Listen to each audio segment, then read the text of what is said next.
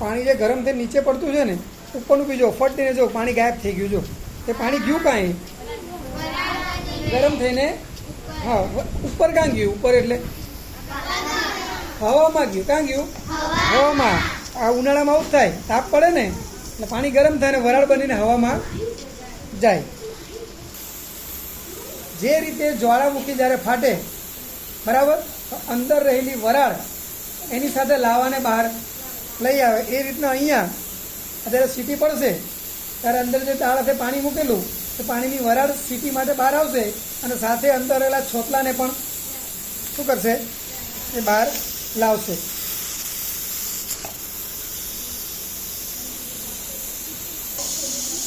જો આ દાળ જો એની સાથે શું બહાર લઈ આવી? બધા છોટલા બહાર લાવી ને. એમ જ્વાળામુખી જ્યારે ફાટે તો અંદરથી લાવા આ જ સિસ્ટમથી બહાર આવે. અંદર રહેલી વરાળ પોતે તો બહાર આવે જ, હાથે કોને લઈ આવે બહાર? કોને? લાવવાને.